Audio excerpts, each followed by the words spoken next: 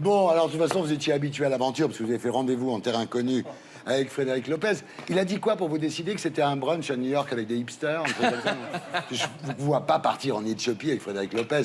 Qu'est-ce qu'il a fait pour vous décider? Il m'a dit que c'était une expérience unique, incroyable, ça, je qu'on veux allait dire. rencontrer des gens voilà, qui sont incroyables et que surtout c'était quelque chose qui allait peut-être... C'est une communauté qui allait peut-être plus exister dans quelques années. C'était quelque chose en voie de disparition, comme les cheveux de Laurent Baffy. Donc je me suis dit, c'est peut-être pas mal.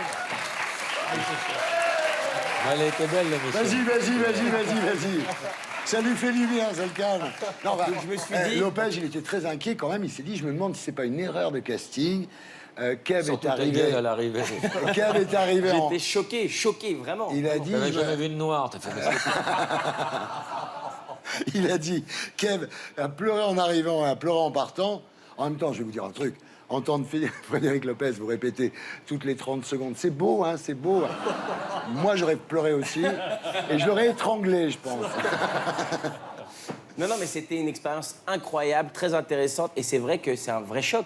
Parce que ce qu'on voit dans l'émission, les gens me parlent de l'émission et je trouve ça super, mais c'est très compliqué d'imaginer ce que c'est, le délire que c'est. Quand je suis arrivé là-bas, la première question que j'ai dit, c'est vraiment... J'ai regardé le directeur de production, je lui ai dit, c'est vraiment ici qu'on va dormir? C'est sûr que c'est ça, Vous quoi. étiez prêt à payer le billet de retour, sûrement. Non, mais c'était d'une... Non, mais ça, C'était faut très dire une violent. chose, Kev, sans portable. Ouais, ils sont portables. Mais Sans c'est pas... portable. C'est-à-dire, le mec, au bout de 3 jours, il a pris un morceau d'écorce rectangulaire. Il a joué à Candy Crush sur son morceau.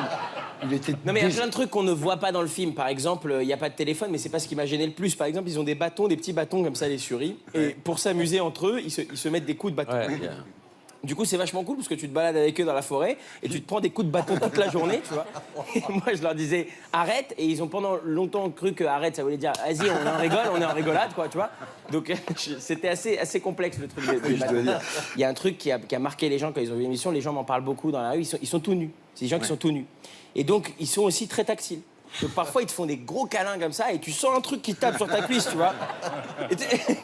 Et toi, tu les aimes bien, mais tu dis, est-ce que je les aime au point de sentir ce truc sur ma cuisse, quoi, tu vois. Et d'ailleurs, vous avez pris un bain tout nu. Vous êtes baigné tout nu dans une rivière avec les souris. J'ai pris un bain avec eux, ouais, pas tout nu. Pas vous, mais eux. J'ai pu garder mon caleçon, heureusement. Ouais, ils voulaient pas, mais- les souris. mais Ils ils enlèvent voulaient ton pas caleçon, que- ils disaient, oui. Montre-nous ta souris, vas-y. Et alors, le pire, c'est quand les membres de la tribu lui ont proposé de boire du sang de vache et de se tartiner les avant-bras avec des excréments pour séduire les filles. Et là, Kev se dit, c'est pas possible, j'ai une caméra cachée. En fait, encore une fois, il faut se mettre dans le contexte. On me réveille, il est 5 h du matin, c'est le lever du soleil. On me dit, Kev, on va aller faire une activité aujourd'hui, c'est important. Je dis, c'est super, trop content de faire une activité. 5h15, rien dans le ventre. Ouais. Là, je vois un caca par terre, chaud. Un caca chaud.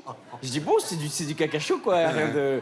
Et quelqu'un le prend et donne ta main. Je dis, ah ouais, non, peut-être pas. Et clac, j'ai pas le temps de réfléchir. Et là, dans ma tête, je me dis, waouh, dans quel moment dans ta vie, il est 5h30 du mat, et t'as de la bouse chaude dans la main, avec un gars qui te dit, mais mets-en sur toi, c'est super. Donc ouais, c'était une situation Il faut particulière. être extrêmement dépravé pour vivre ça à Paris.